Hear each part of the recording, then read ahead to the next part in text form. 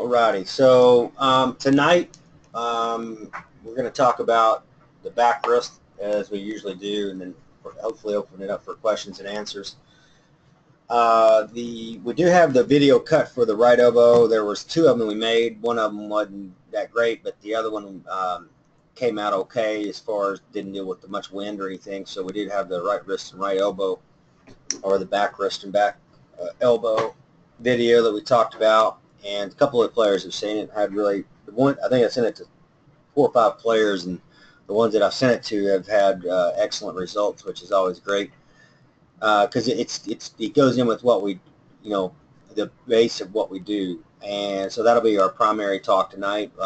We had some good news this past week. As some of you know, I've been traveling quite a bit, and we had a facility that we are opening, an elite golf performance center training facility in Salt Lake, Utah. It's a done deal. That'll be exactly what we do in Austin. So if you live in the Northwest area or around the Northwest, or you want to go to the Northwest, we have now same thing we have in Austin. And the coach that'll be there is very, very, very good player, very knowledgeable. He spent a lot of time with us training. Came from our online program, and understands what we do very well and can do it. And that's the main thing. I'm a big believer that if you don't need to teach it if you can't do it, you probably don't need to talk about it a whole lot if you can't do it. And golf's probably the only sport that I've ever seen where people that aren't very good at it really act like they know a lot about it. It's like I've always tried to say, I've said this in several webinars, if you went out and you have all these amazing athletes at whatever your college football team, your favorite college football team, let's say it's University of Texas, whoever it may be, it could be anybody. You had all these amazing athletes out there, but there's only just a few of them that if you ask them from 30 yards to kick field goals, from about 30 yards out, there's not very many that can actually do it and that are very good. So my point is, if you had somebody out there that was kicking them all over the yard and hitting them sideways, it was just horrible. Had no idea what they were doing. You'd be very odd that you would ever hear anybody like that one of the athletes come in and say that just shanked it sideways 45 times and kicked it left and never maybe weighed 1 out of 50, come in and try to give pointers, like to actually the field goal kicker that's on the team, the one guy that is the best on the team. It would be so silly. The guy would just laugh at him like crazy. Whereas in golf, it's really different that you get players that have that same mentality that, they're 85 and above shooters, or 80 and above, or even 75. You're 75 and above, you don't want to be teaching golf and talking about it a whole lot. And, you'll see people that are not good that are out here giving information at rapid levels, and they would be laughed at in any other sport. Just be laughed at. So it's just one of those things. It's kind of comical that golf kind of has that. And so I am a big believer in this player that we do have that's going to be our coach there. Is a very, very, very good player, and he became a very good player from our online program, and which is really cool, and it's very exciting to be there. We also have 2 facilities we're looking at putting in Little Rock, Arkansas. That's where I'm from, and not that area in general, but I'm about 2 hours from there originally. And the only reason why I'm doing what I'm doing now is because of that opportunity that I was given by the public in that area in Arkansas, the golfing public. They gave me an opportunity for 3 years of instruction and so forth and support. That's going to be really exciting as well. So it'll kind of cover a few more areas, and it looks like it's going to be a busy summer, put it that way. With that being said, tonight, I've spent a lot of time the last few webinars talking about the back elbow and the back wrist, which are very, very, very important. You don't have to do them exactly when we tell you have to do them. But there is a point where you do. There's a point where you don't have an option, and that point is the baseline. So when you come into, and most of you know what the baseline plane is. I'm going to pop that up here in a little bit. When that club starts to break away, when the head starts to break away from the hands and the downswing, which you'll see in a little bit, you'll see why we teach the back wrist the way we teach the back wrist, and you would understand more so about why we teach the back elbow to do certain things, going away and or delivering. You can recover from really just about anywhere. And that's one thing I talk about in all the videos, especially the originals, is like, I'm going to give you ways to build your swing going back, like into a backswing format, into downswing and all that stuff. But at the worst case scenario, you could just recover. If you're good enough and you can recover, here's how you need to recover, and here's where you need to do it. And what you would find, there's really not a lot of difference between the two. That, well, at the end of the day, if you're any good, it is exactly what we're teaching as this club goes back, the way it has to come down and hit the baseline. So we're going to go over that. This is Francesco Molinari, and we're going to take a peek at his swing, and not really look at his swing a whole lot. So we're going to take it, if I take it from his kind of the knuckle here on his backhand, and we go through the center of the hand, all right, and we establish a level of playing. We're going to watch that thing go back, forget all the backswing. But if you look at what happens, now it's going to be not on the exact same angle because the club, some people keep it on the exact same height, most don't. And so it's proven that you don't have to have the handle on the exact same plane that you set up.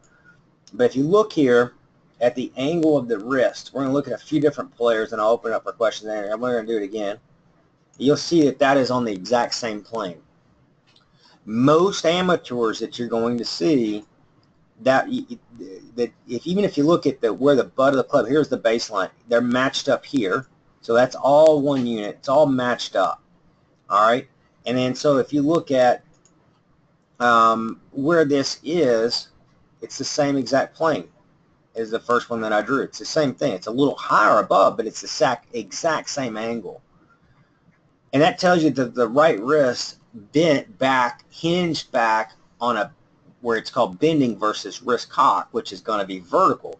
That's why when you hear me in the video say vertical wrist cock is a no-go, that means if I have my knuckle, and then if you took over here and you went through the center of the hand and it was up here and everything in between that, now you got vertical wrist cock. And you're going to have where the club, the shaft in general, so some of the people that have really studied the golf swing and so forth, instead of being here, it would be right there. All right, so it'd be a lot higher. We call that a high handle. You call it high shaft. You can call it high, whatever you want to call it. It's just much higher than this. Lower than that would be here. So if you looked at a Sergio, he would have his shafts in on the plane or under, but it would still match up relative to the back wrist because that's the way the wrist bends on. It bends on that plane, and that's why we talk about wrist bend. Because wrist cock gets vertical, and vertical is not good. It means the ball rolls over the back of the face, or you hit it low in the face with the driver. It can be. It can also be where this is angle, where the handle, instead of being in line here, the handle could be more inward or more over here, outward, and so therefore you're having all these different baselines. But when you look at these elite players, they have that club truly on the baseline, and it doesn't mean the height could be different. It means the height can be different, but the angle of that back wrist is going to be in line. That's why we teach that, one, going back. But if you say forget backswing, because like I said, I mean, I am the downswing guy. I talk about downswing probably more than anybody, especially if you're hands-on. We're going to get that downswing to where I can either teach you two options. I can teach you how to do it going back so you recover quicker on the downswing, or I can teach you how to just recover out of the downswing, out of transition, way harder. You can do either one. And we had a little deal one time with a pro that said, there's no way you can teach anybody to recover out of the downswing from all these backswings. And I said, all right, let's find out. And they brought in 4 or 5 players that I've never worked with, and every single one of them, I taught them within a couple hours. It was a school format, how to recover out of every backswing. And every one of them found the slot. By the time we were done, they were all striping it. And I couldn't teach them backswing. I couldn't teach them grip. I couldn't teach them takeaway. I couldn't teach anything. All I could teach them how to do as soon as they came out of transition is to hit the slot. That was kind of our bet. And I won. And I won easily because there's a way to do it. Now, I will say this. It is much, much, much easier to teach that hands-on. It's much, much, much more difficult when you're telling somebody how to recover from an online perspective, or from where I'm not putting my hands on you and showing you where the slot's at, and so forth. And in some ways, hands-on, it's actually easier because then you don't have to deal with anything really going back. You just hit the slot. You understand where the right forearm should be and the right wrist should be, and things work out really well. So in some ways it can be really easy, but in other ways it'd be very difficult, because when people come out of transition, that club's just releasing. I mean, and it's releasing in all kinds of directions because it can, good and bad, directionally and energy-wise. So very little containment usually, very usually directional control, and so forth. So when you follow along with what we teach about the right arm and the right wrist, or the back arm and back wrist, it gives people a sense of direction, like, because when again, if they get it right going back, way I'm teaching it, you still have to recover in a certain way, but just so much less recovery. I mean, it is the way we teach it is you have the least amount of recovery with your back elbow and your back wrist, or your back arm, your back wrist, essentially just your back wrist, than you would any other really formula put together, because you're not dealing with rotation a whole lot. You're dealing with direction, swing direction. Every style is going to have that, but you're not dealing with rotation, which is eliminating one, but and you're not delivering. So that sounds simple, but when the club's releasing and delivering at 100+ miles an hour, 80 miles an hour, either one you want to go, and above, when you're trying to stop the forearm, turn it down, square it out, contain the energy and sustain it, good luck. I mean, it just takes a certain quality of player and a lot of rounds, and it takes a lot of trial and error and a lot of bad shots to possibly be able to figure that out. And so what we do is we eliminate some of those things where it just, when it releases and it delivers into the ball, that there's very minimal amount of rotation. And as far as from feel from the player, there's zero if you're doing it correctly. So we're going to take a look at another player here. Let's see. We have to go backwards.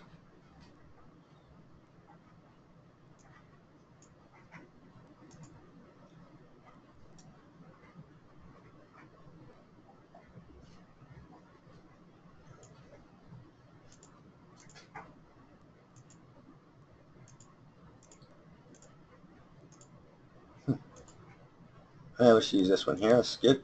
So again, we'll do the same thing. We'll just draw the line here. Let's see, we'll make it a little simpler so you can see it. Okay.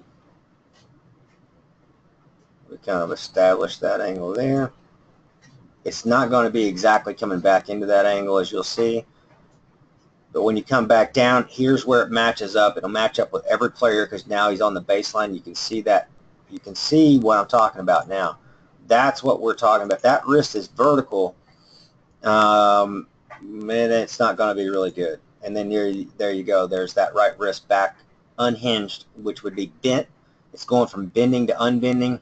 That'll start to unbend on the other side out here, and not cocking. Cocking is vertical.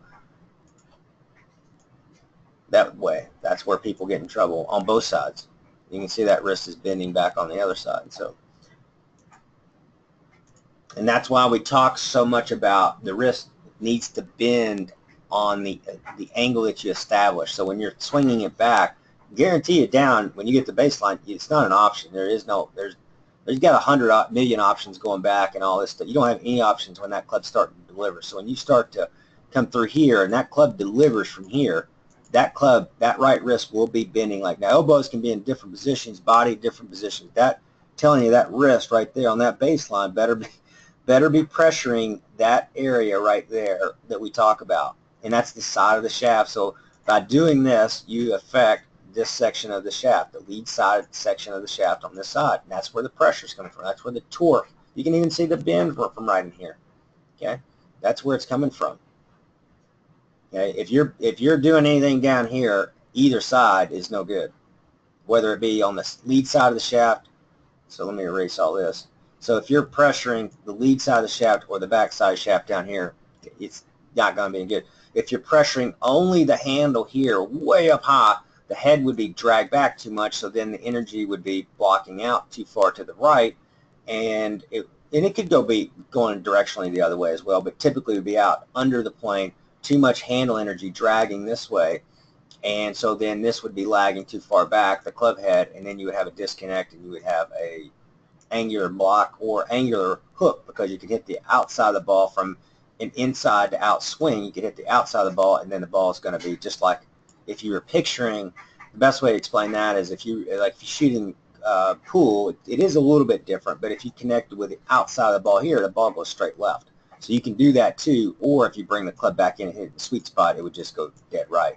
Either one of them. And then you can also flick the club just barely and maybe catch it in the fairway. That's why somebody might hit, 5 out of, 14 fairways, or 1 out of 14 fairways versus one way or the other. You're going to be a lot more consistent if you look at the way that right wrist is bent like we talk about. That's the plane that you want. That is pushing or pressing energy in the lead side of the shaft into that middle section. It's actually more around in this area is where everything's happening, right in this area. But it's on that lead side. That means the club face side, not the back of the club. So, alrighty. And then we will look at Eldrick. I'll find him. I can't remember. There's one swing he has on here that, oh, there it is. Incredible. This is incredible. So let me do it with without the big pin here. Let's do this. Okay, so it's not the straightest line, but it'll work. Should just use the art from the other one, but anyway, we'll just do this. Whoops. Problem with this camera angle change, that's going to be the, well, it changes, so it's really going to, but it'll still probably be, if they didn't get crazy, it'll probably still be on the same plane, which it is. It's a little bit steeper, but like, it's just not going to work because it's the camera moves. That's why if you're doing like camera angles, you want a stable camera.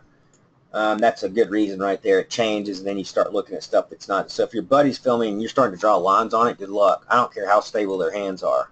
So let me find a, hopefully this one doesn't move. It's probably all done by a coach.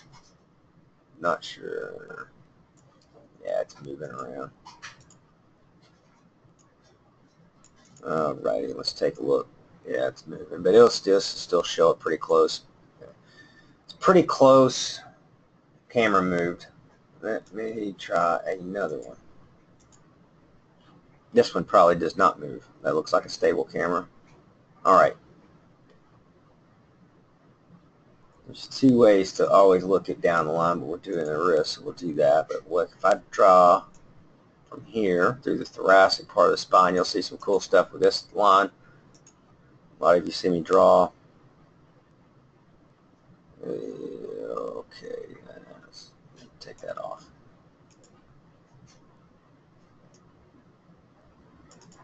It's not quite exact, but it'll work.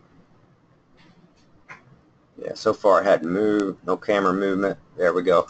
Good. So this will be good. So you can see that back line that I drew was through the thoracic part. It's always a really good angle to draw from because you can see how the right wrist, so when I come down the shaft, the back of the wrist and the thoracic, the middle part of the spine are all in alignment here, and the space is really the same. If you look at this line and this line, same thing. They're different heights. And again, that's what I was talking about, because you're dealing with droop. Some players can keep it on this line. It's not a necessity. And I used to be back in the day, a lot of players would try to keep the club on that line. They just couldn't do it because force is pushing it up and out, and it doesn't really matter much. So it's not a big deal.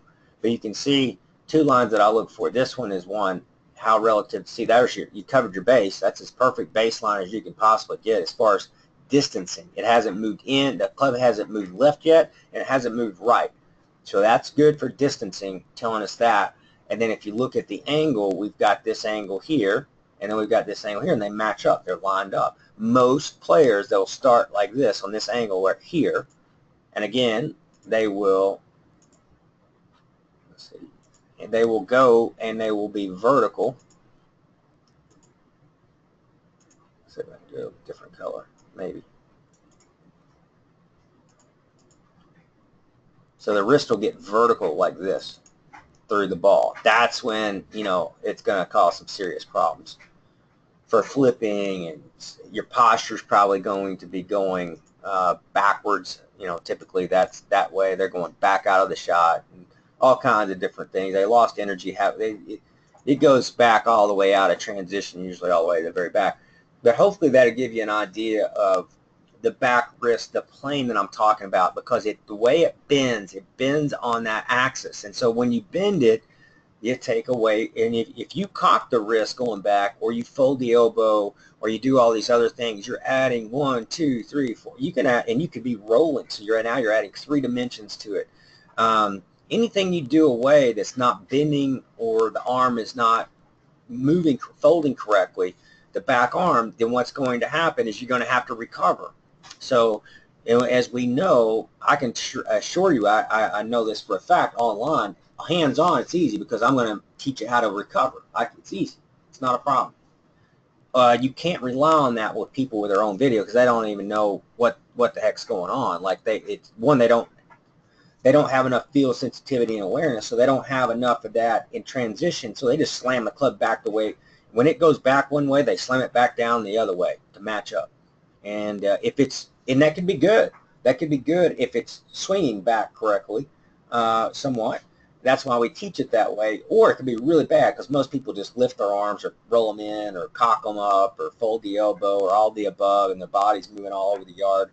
They're doing all these things. So everything you do that is not within certain boundaries, you're going to have to recover from. You're going to have to add these counter movements, 1, 2, 3, 4, whatever, however many you add in going back. You're going to have to add in down coming through.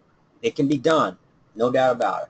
I'm just saying it's very, very, very difficult. And if you're trying to figure it out at rapid speed, it can be really, really, really tricky. So I'll send that video out, the one that we have tonight. I'll send that out after this one. That will be like the one I talked about with the right arm, right wrist, right elbow. It's not the best quality video in the world, but that's all about to change here pretty soon as well. So with some of the stuff that we're doing. But anyway, if you pay attention to what I'm talking about, I give you a lot of options there. I'll be doing more videos on the back elbow and the back wrist, because what you will realize is it's that way with everything. You're putting, you're chipping, anything you're doing. There's very rarely we would change the angle of the back elbow and the back wrist. So that should help really everybody understand when I send that out tonight. And then, like I said, you'll see more videos coming forward. Now, why do we spend so much?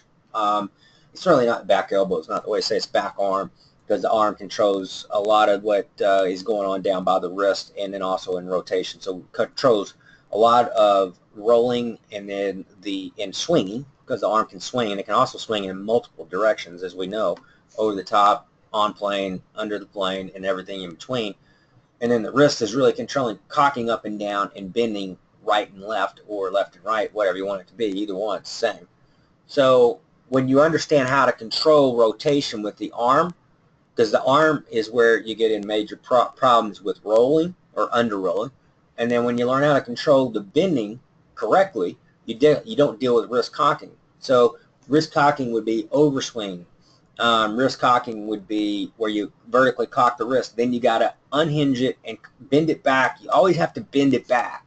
So you can cock it up vertical and collapse your arms, do all kinds of rap, but you can't swing down with it vertical and keep it vertical. It's got to eventually bend back to where we're talking about, onto the baseline. So anyway, I hope that helps you understand it. Like I said, that's why we're spending a lot of time talking about it, because I had a lot of questions about what is the lead side of the shaft. What do you mean? Well, there can be no energy in the lead side of the shaft unless you're a robot, if you don't use your back wrist and your back arm.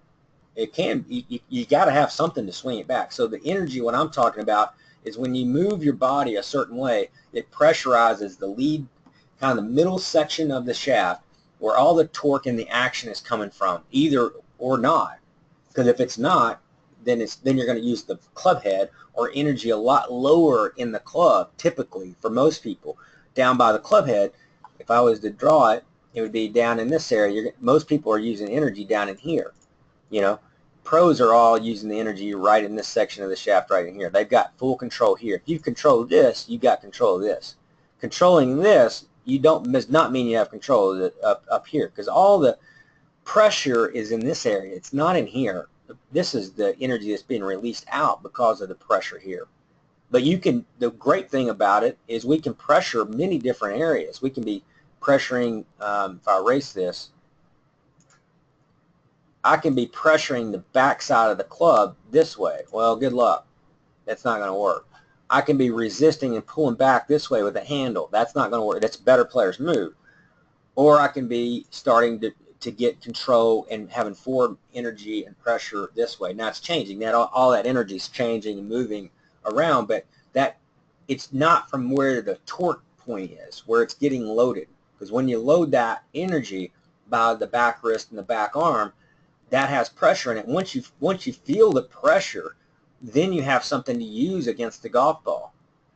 So then you can truly train it in. Now some people have this naturally, like a Fred Couples, swings it all over the yard going back. I mean, doesn't do anything really actually with what we're saying, but all coming down, everything's this exact same that we're talking about. We're not talking about flat left wristed impact and bent right wrist and all that stuff. It's not. It has nothing to do with it, because you're just dealing with the visual at that point.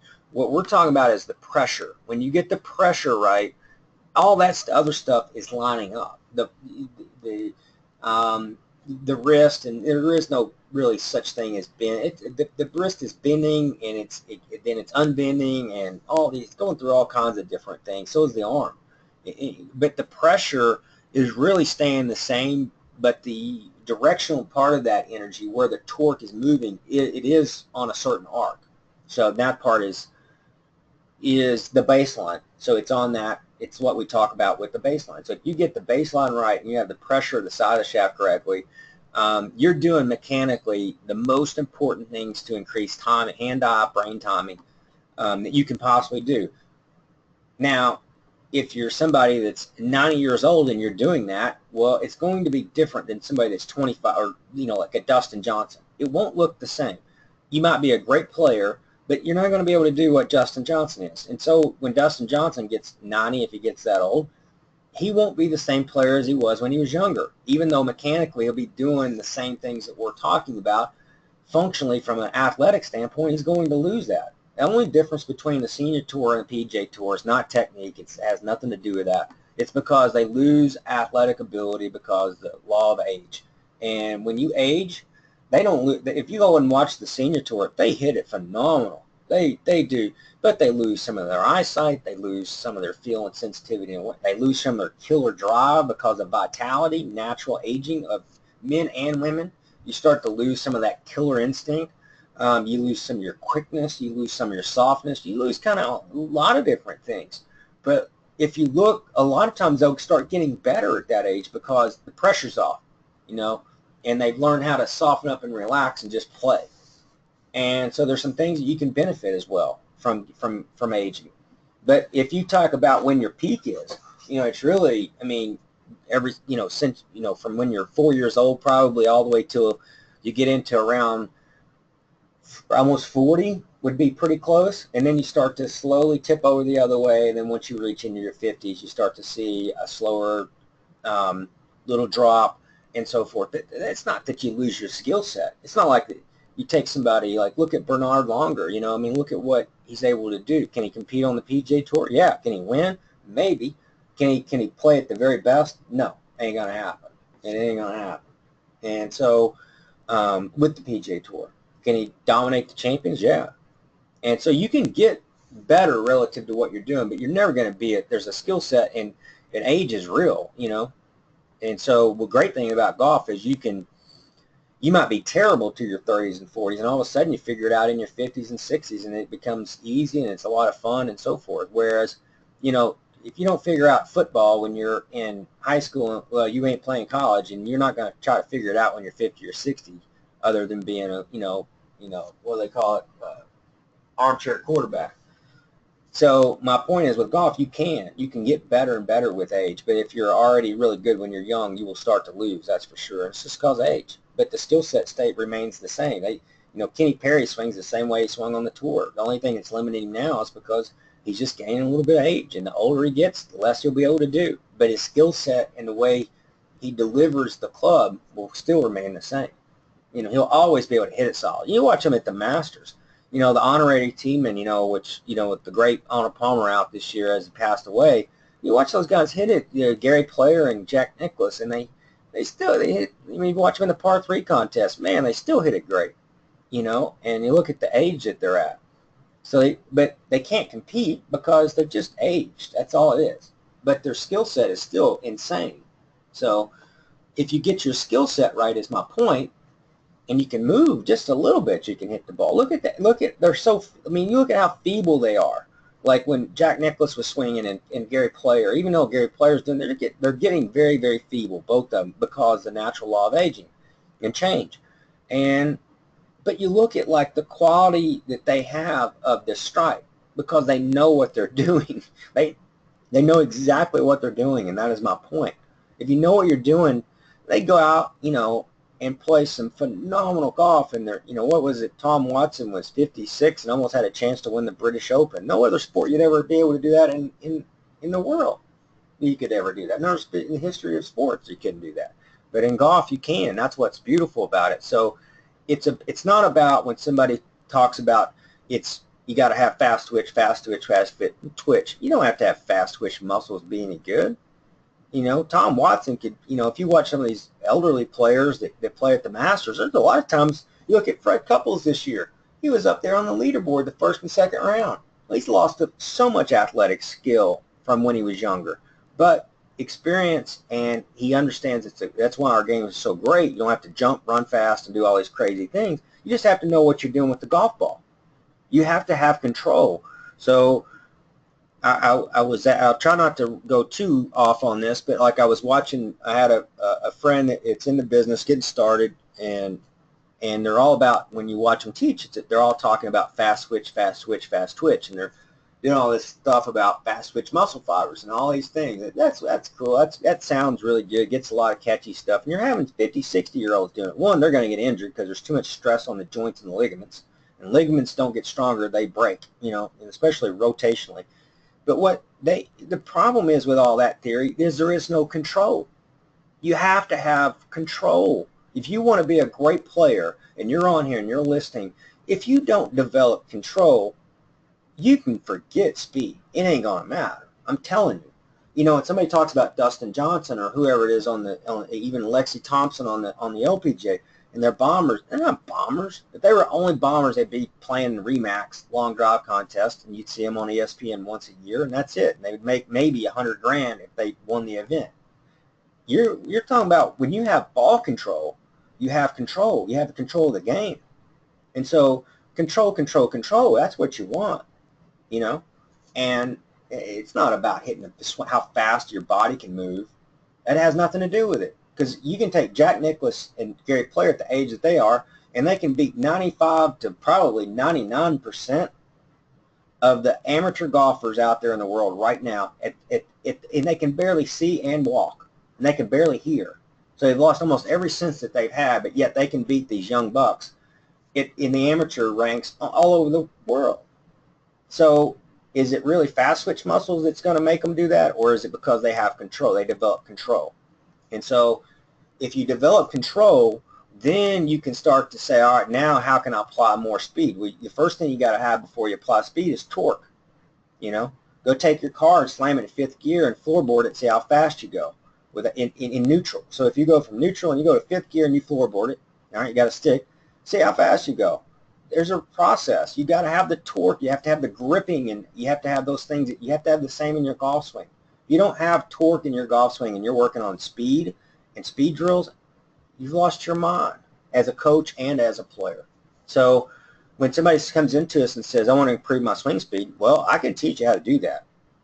It'd be like, I can also teach you, if you want to drive a car and you want to drive it without a steering wheel and make it go 100 miles an hour crooked, or make it go 300 miles an hour, well, you could probably find people to do that too as well.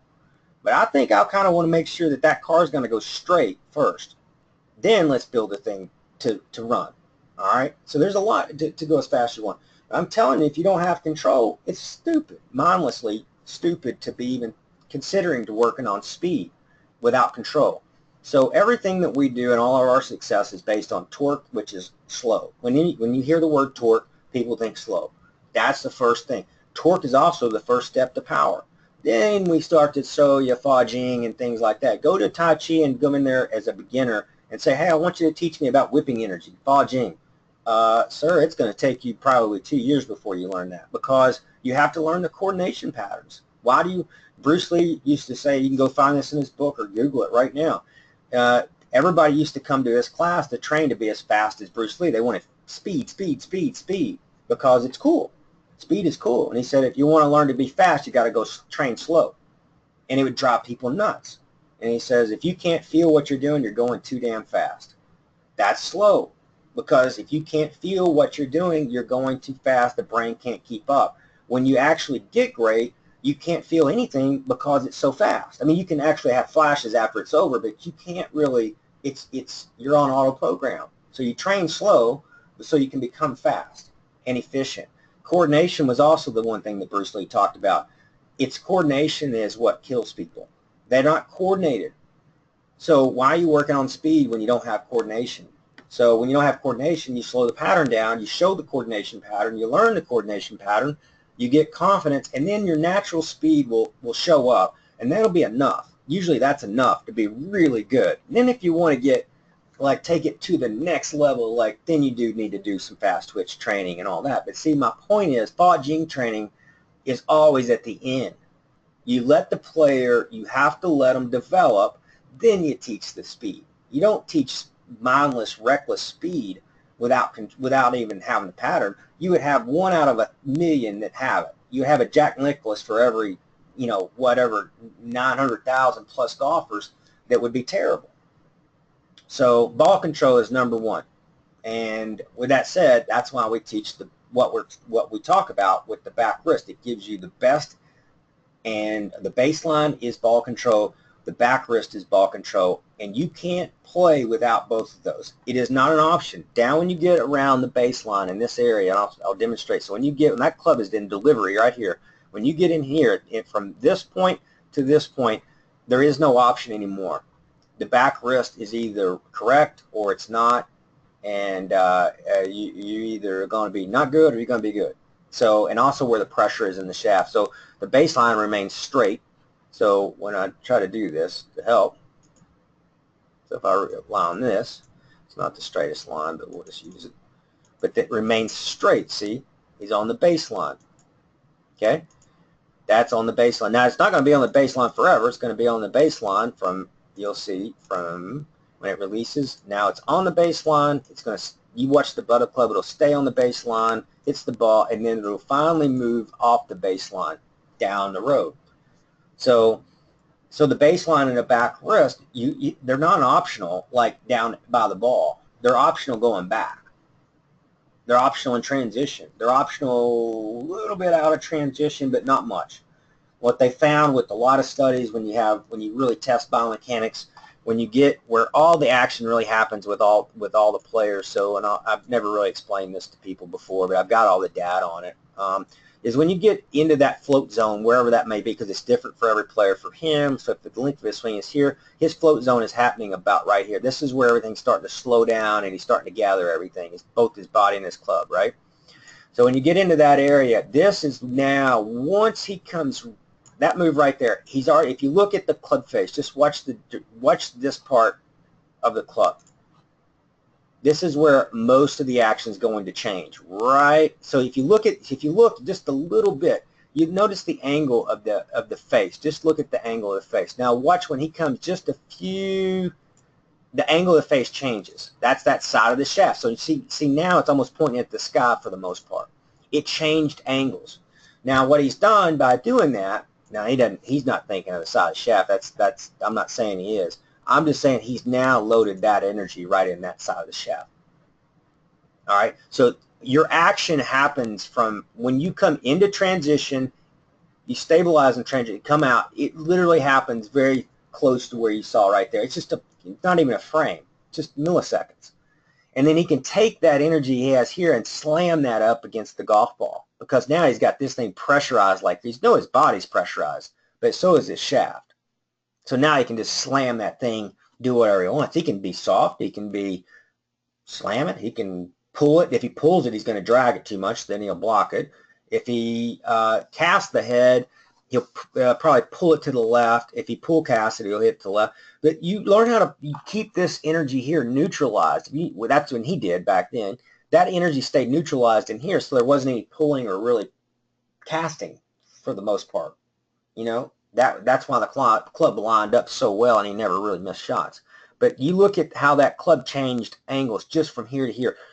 Not everybody does it in that section, but you'll see the mass majority of the PGA Tour players and LPGA Tour players, it starts changing from coming in here and out of here. So we had first stage of transition is right here. That's slowing down, gathering.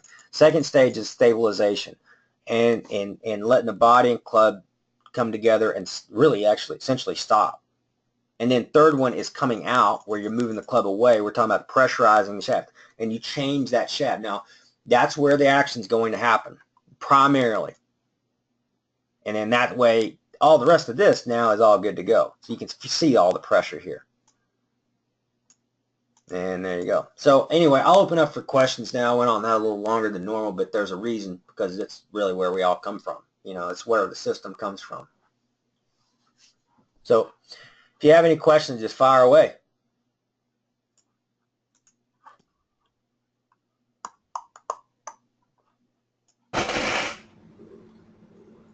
Well, if nobody else is going to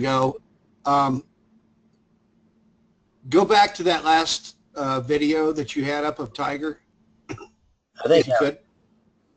I wasn't really. I think that's it right there. I think. Yeah. Go right up and look at the outer bone of his right arm, in between his elbow and his wrist, the ulna bone. Uh-huh. And when you talk about stabilization, let's watch that bone. You know, let's just go through it. And could you like put a circle on that ulna bone that I'm talking about? How you do the bone is probably most important, because you're going to get people on here, one, that don't even know what that bone is. I definitely know what you're talking about, the radial ulnar bone. Well, the only reason that I've become familiar with it is because I had an injury here recently.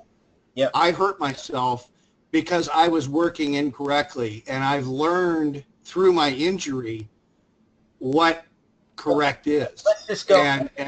Let's go to what the function of it is, because what's most important when you look at it from here, because the bone really is only you're not really dealing with the bone, you're dealing with the muscles that are right.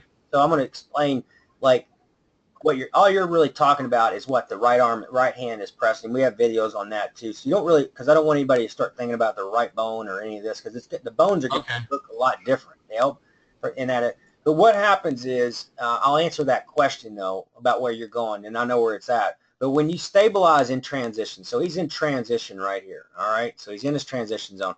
His right wrist has pressure. Now, a lot of people are going to say, he has pressure this way. There's pressure that way. Now, I don't mean casting, so I'm not saying that. All I'm saying is the right to have width in your swing, your right dictates your left. So now he could fold at the elbow and collapse back the other way, but he's pressing this right lifeline that we talk about in that video, where I talk about the right lifeline. It'd be left if you're lefty. He's pressurizing that right lifeline. This is as simple as it is right here. There's no anything that you need to know more than this, because this is what makes what you're talking about, the ulnar bone or whatever you want to talk about, the forearm or whatever. By pressuring that right there. And also when you're dealing with elbow positions, you're also dealing with flexibility and inflexibilities of the shoulder, of the scapula, because it does affect that. And we don't get too much into that biomechanically, because the fix for that's the same as we teach as well, which was the art of strength and so forth. And your elbow positions have been proven not to really make much of a difference. Jim Furyk's elbow position is radically different, and so is like Jack Nicklaus. But there's two things that make that club stabilize, and that's all you're really talking about is stabilization. That's all you're talking about. So if we break that down into layman's terms, and you've got Harvey Pinnock on here giving a coaching session, he's saying all you're talking about is when you get into transition, that your body stabilizes downward, all right? So it's stable this way. It's not going left and right, all right? And then also it's stable here. So all this is stable, not moving. Down cocking, which would be, or vertical wrist cocking, or bending. You could even bend it and get it further like a Bubba Watson. But there's no down cocking this way. And then there's obviously no casting back this way. And there's also no rotational of the body this way, going back towards the target. There's nothing going on. You basically are just rotating up there, and you're letting your body and club, the slowest part of your golf swing should be, in your entire golf swing, should be your transition, not even your takeaway. Your transition should be the slowest part. So when you stop, like, so one of the drills we teach all the time, it works great, is the pause drill. Because what happens is you stabilize the lower and the upper, and you stabilize the club. Now you got a fair fight to make good sequencing on the downswing. Doesn't mean you will, but you got, I mean, it's like, I remember we used to teach our instructors that pause drill. They'd all just light up like a Christmas tree after the lessons, because after they were done, they were going, oh my God, I can't believe how much better all these players got. You know, because and I was always saying, it's the first time in their life that they ever had a chance, because in transition, there's always like, the player's so excited to get this club back on the ball. You know, swing that thing back around and snap it, cast it back out to the ball, or pull it and hit it or whatever. But great players are patient. They're not in a rush, you know. So they let it all collect and set up their body and club. Now they got a shot. Now that's all you're really talking about in general.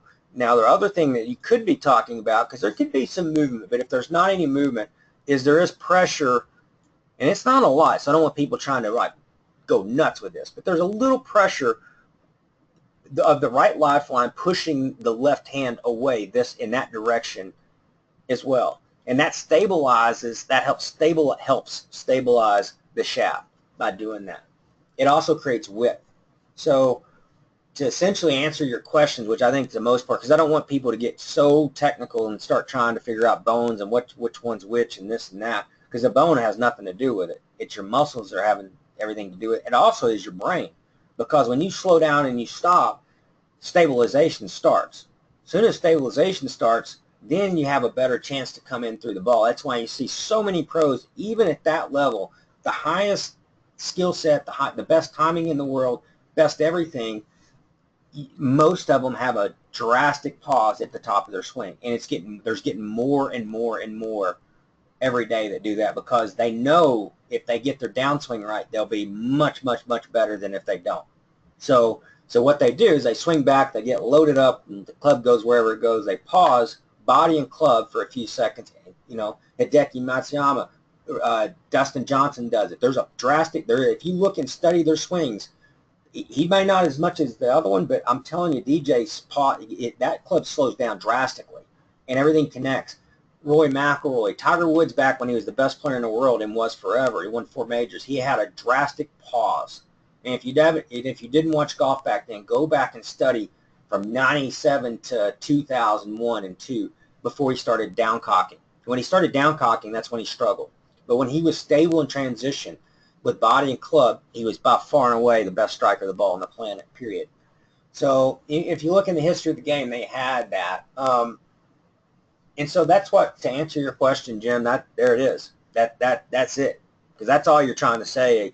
I don't disagree with what you're talking about with the bone, but like I 100% disagree when you're talking about like that you want anybody. I wouldn't want any of my players to look at that bone and think that's anything of any meaning. I just would say this is how you do it. This is the solution. So then you start seeing, because the elbow's got a lot of different ways, man. If you look at where the only thing I would say is that if you're not turning back, if you're not turning your body back, you will never feel the connection between the middle of your arm and the middle of the club. There's a definite connection, and I think you agree with me that there's going to be a definite connection between the middle of your arm and the middle of the club. Well, if you don't find that connection through your wrist between the middle of your arm, you know, from the I'm talking about middle of your arm from the elbow to the wrist. Yeah. There's a connection with the power and the containment and the torque in your body.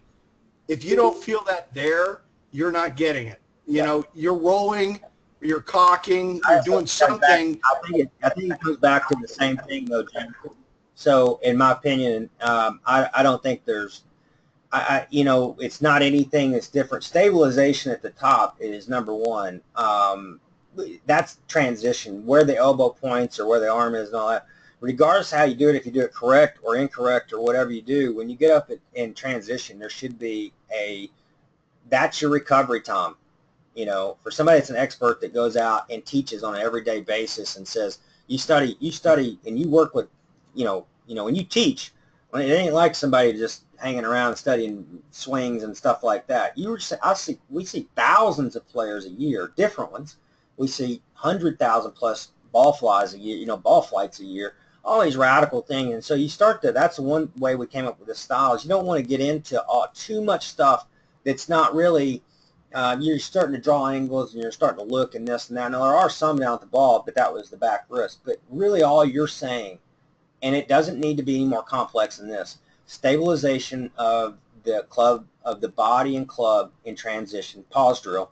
That's, even if I break it down even slower, pause drill fixes it right there. Now you got a chance. And everybody does pause drill different, but it's the first time in anybody's life where they're actually stable in transition. So then that would be one. And then and if I said, okay, well, you can be a little technical, then that would be just where the pressure of the lifeline is, and we have a video on that. So those are the two things that really cover that. And that's really important for people to know, because simplicity is way, way, way, way more effective than complexity.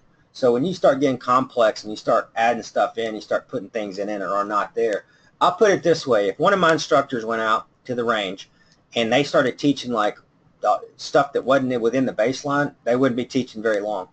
And the reason why I say that is because our baseline is not something we just made up out of the blue because it's different than everybody else. It's made up of a million mistakes, both player and us as coaches.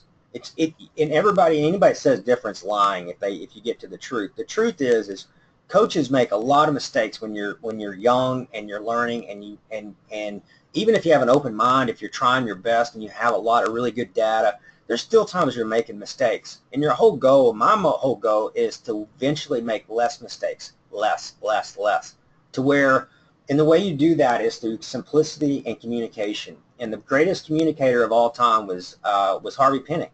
Harvey Pinnock was really not a technical genius. So he didn't really understand what we're talking about and all that, and he didn't need to.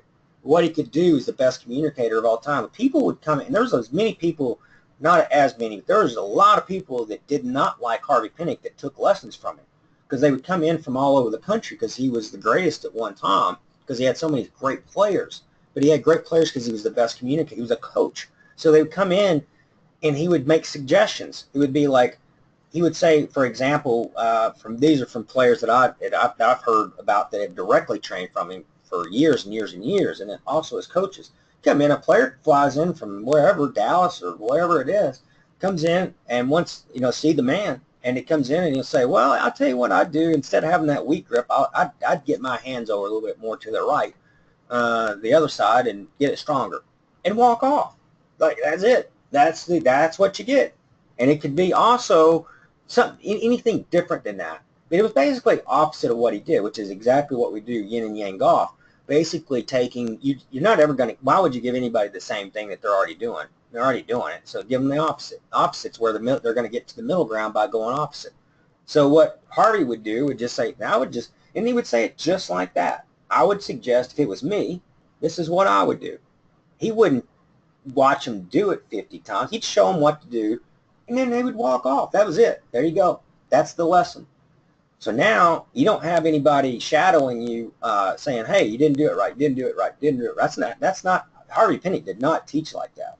Harvey Pinnock, there's been so many great players that came in to see Harvey Pinnock that would say, oh, you're hitting it great, let's go look at your short game. And they go, I came because I'm hitting duck hooks. Oh, that's all right, you're hitting it good enough. Let's go look at your short. Okay.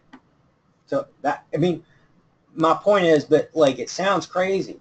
But what he would do, I gave Tom Kite one time a driver that was 6 degrees closed. He built it for him specifically. He's hitting duck hooks. It gave him a 6-degree closed driver, because his theory on that was, if he had him hit this driver, and he said, when you can hit this straight, let me know, because that'll take it. So Kite leaves and goes, wait a minute, I'm already hooking it, but I've got a 6-degree closed driver. Well, that created more lag in a swing, and it also had gave him a little more retention in the club face. Next thing you know, He's striping it down the middle. It's hitting a lot further, a lot better golf. Boom.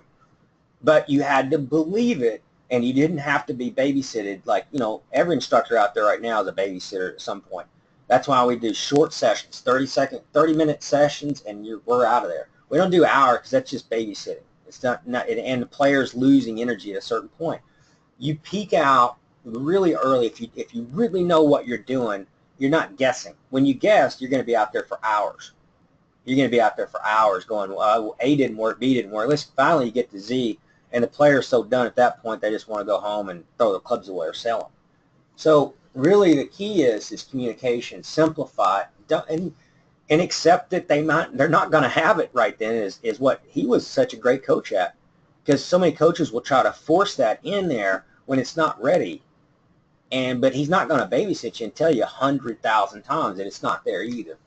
So I kind of got on that. That's a little bit different than what we're talking about, but the communication is definitely not different. You don't want to start getting into things that have no meaning or merit whatsoever, zero merit of what is really going to work or not work, because the baseline that we have is right. And if you listen to it, you know, you fix transition, you fix your delivery, you will be a great player. Now, you don't have to have the best takeaway, and you don't have to have that. We will teach it. If you get you hands-on, we're going to teach you. We're going to say stuff as you're even online. We're going to show you some things to do it. But at the end of the day, your downswing is what wins.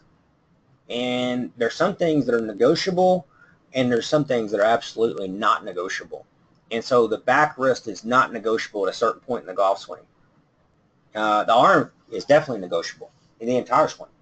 Well, directionally, it's not. But in some cases, what it looks like for instance, with like Jim Furyk, you know, you're going to have a lot of different looks. Like his elbow is going through a lot of different things here. You're not going to see everybody looking like all this. But if you look at the back wrist, non-negotiable. This is non-negotiable right here. You get that right, you're going to be in good shape, because it's bent. It's not cocked. When it's cocked or uncocked in this position, now if it's vertical, for example, if that wrist is went this way, if it's even went that way or went this way upwards, you're going to have some serious issue. If it gets vertical coming through the ball, that's where people get off, and that's where I try to spend so much time talking about side bending versus vertical wrist cock, because if you understand how the back wrist works, then the only thing you have left really is delivering it with that. If you can get it where it stays bent on the right angle relative to where you set up, when you learn how it bends on that and unbends, you're gonna have a lot better chance. Now, arm direction, where the arm is swinging, directional energy of the arm also makes a difference, because the arm can go a lot of different directions because it's attached to the shoulder. So, but anyway, I hope that helps everybody on here. But I just don't want anybody to be confused. It's not my goal. I don't want to get into stuff that we don't. I can go into all the bones of the body that I need to, but they're not relative, really, you know, to what we're really doing. Well, thank you for straightening me out on that. And you're right. You know, honestly, you know, the biggest change for me, you know my history, you know where I've been for a long time. And it's been as a roller and a cocker. Yep. And so, you know, for me to finally feel that torque and that energy, you know, in my right arm, now I know where to feel it and how it's coming in, and now I can hit the ball. I mean, I'm hitting 6 irons. I mean, I have to watch hitting over greens at 170 yards now. I have to be careful with a 7 iron. Yep. You know, from 170 yards, and that's like crazy for me. You know, granted, I've got new equipment and all of that. That counts. Yep. But, you know, for me, I was hitting, you know, 150 yards. 150 yards, I had to think about a 7 iron before. Yep. You know, it's like, oh, geez, I need to cover 150, so I have to think about a 7 iron now, because my 8 iron might come up short. Yep. And now I'm at 168, or, you know, in that range to a back pin, and I have to think it maybe a 7's too much. Yeah. And that's just because I'm not cocking, I'm bending. Yep. But it takes a long time to convert that. You don't go from that in a day. It takes a long time to feel that and to feel comfortable with it and to start to hit the ball straight with it. It doesn't come overnight. So maybe I got a little overexcited. I'm sorry if I didn't want to confuse anybody. Yeah, because the thing is, there's a lot of people listening, and I just don't want anybody to be going, what in the world's going on here? They don't, that's the big thing, because really it's all covered what you're talking about. It's not that I would even say, I don't agree with like exactly where it's angled, but what I would say is like the stabilization of it is very important. I don't disagree with that, but that's how you do it, is through, it's as simple as stopping when you're in transition with the body and the club, letting them just stop and then swing through. That right there, even just if everybody just did that and played, they would get better. There still doesn't mean you're going to be perfect because, or I shouldn't, that's not a really good word anyway, but it doesn't mean that you won't, you'll get better. But the thing is there's still things, there's certain ways that wrist has to be on to get to where you're trying to go, and that's the most important thing. So, but are there any other questions tonight?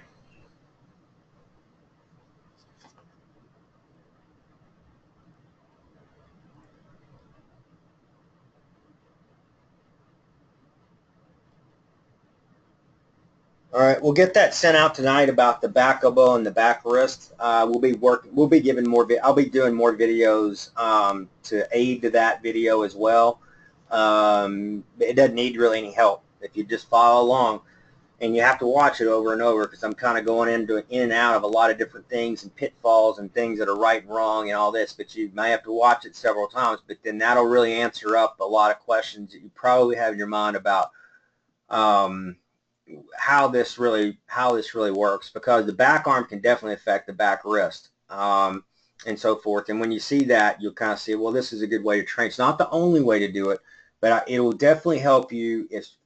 I think it would help anybody. Like I said, when you're doing delivery drills, there is no other way to do it. You're crazy not to do this. But if you're swinging back, there's other options. But this kind of gives it where you're getting yourself mechanically advantaged with the back arm and the back wrist to do it. So as long as you have the basic fundamentals where you pause and transition and you do some of that stuff, let everything hesitate, you'll have yourself in a position to where you can feel the side of the shaft probably for the first time in the energy where it's at. And that's a very difficult thing because it's not just the position of the shaft, although that is the most important part of the position of the side shaft, but the only way the shaft gets there is by your wrist and your arm. And so, you can do it early, medium, late, and everything in between, but you have to do it eventually. So that's what this is going to help show, and then that's going to help you understand where we talk about this lead side of the shaft, lead side, middle of the shaft, and where all the action goes down. So I'll send that out tonight, and everybody should have it by the morning, and then we look forward to doing the next webinar in a couple weeks. I hope everybody has a great night, a great week.